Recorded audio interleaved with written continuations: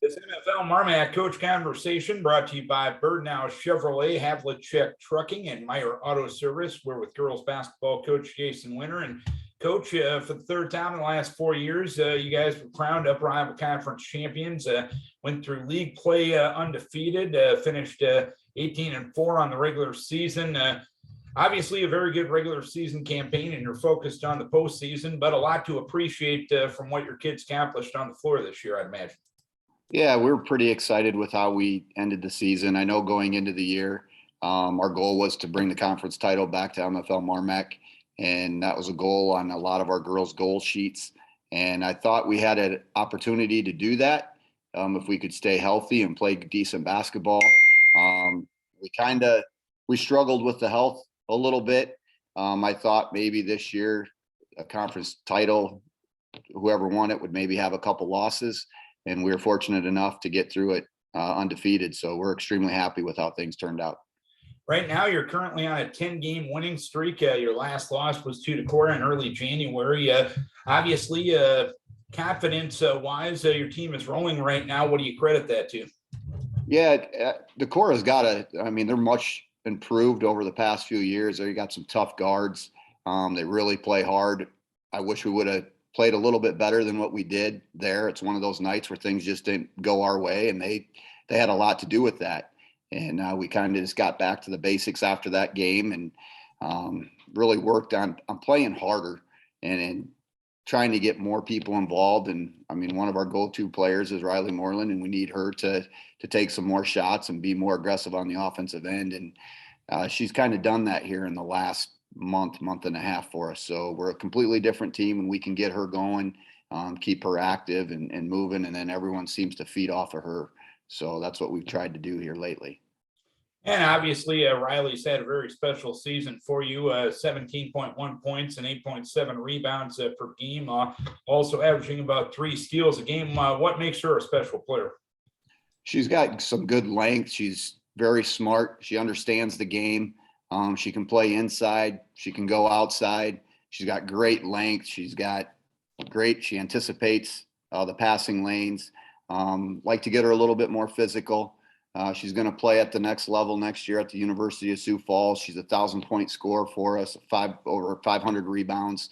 So she's been playing varsity basketball for us since she's been a freshman, and you just kind of expect her to do everything she's been doing. And to be honest with you, I mean, even growing up, a lot of these seniors have played basketball since they've been in 3rd and 4th grade, and they've always kind of followed Riley's lead, and that they kind of still continue to do that. And she's just been a good leader, a good voice for us in practice too. So it really helps us. And having a smart player like that on the floor, is it kind of like having another coach on the floor?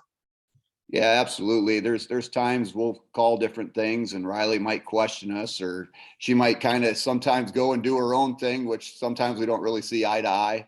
So sometimes her coaching out on the floor gets in the way of us trying to get done what we want to at times. But she's played enough basketball. She's played AAU ball. She's played some high quality basketball. So, I mean, we kind of trust her too, with what she's seeing out there. And we take, sometimes she may not think it, but we do take what she says sometimes and try to implement it. You did earn a first-round bye in the postseason. You also earned a home game in the postseason. But as we were talking about a little bit before we were chatting, idle time and coaches sometimes don't go hand in hand. What are you doing this week to make sure your team stays as fresh as possible, knowing the fact you're going to have a week off before that postseason game next Tuesday? Yeah, and we've kind of we've got a little bit of an illness going around right now. So tonight, we played last night against River Ridge out of Wisconsin. And then tonight we just kind of brought them in and had a fun night, just come in and shoot. We didn't really work hard at all, brought them in for about an hour. The ones that were healthy, and just worked on free throw shooting, did some form shooting, worked with a couple girls on their shot, just kind of had a real light night. We'll get after it again tomorrow, hopefully. And then Friday we'll get after it, and we're bringing in some people to help us scrimmage and give us a little bit different look, which hopefully that will help us, and try to implement some things that we think are going to help us against our next opponent in Sumner Fred. And Sumner Fredericksburg is going to be your opponent. They'll be coming to your place next Tuesday night. What do you know about them? What's going to be key to knocking a team like that off? Yeah, Sumner Fred, I think, is very comparable to us. They got a very comparable record. I know they play in an extremely tough conference, so they're very well prepared for the postseason. Record-wise, like I said, we're very similar. I know they've got a couple of really strong post players. They've got a Brant girl, I think, that's going to the Iowa State University to play volleyball. So I know she's big and athletic, and I think they got a sophomore by the name of Elliott that's kind of counters her a little bit on the other side. And then they've got a couple guards that can shoot it. So I think we're going to match up fairly well. I mean, when you look at season stats and different things like that, I think it's just going to boil down to who's going to come to play that night. And if we can get the ball to fall and make them not score, I think that's going to be the difference of the game. I expect it to be a pretty hard fought battle. I think it'd be a good first round game for both of us.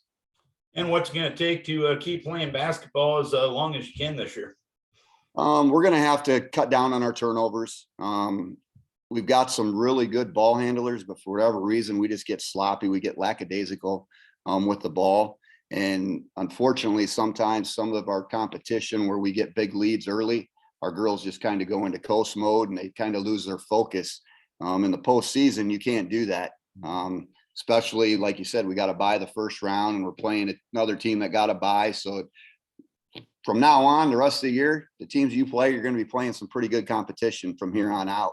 So you're going to have to bring it every single night. You're going to have to be focused. And our girls are going to have to realize that. And with having 5 seniors on our team, I'm hoping maybe they can lead us through that and we can make a nice run here at the end of the year. All right, Coach, congratulations on a great regular season. I know you're focused on next Tuesday, but definitely a lot of things to be proud of this winter. And hopefully the run can continue for quite some time. We wish best of luck starting next Tuesday night.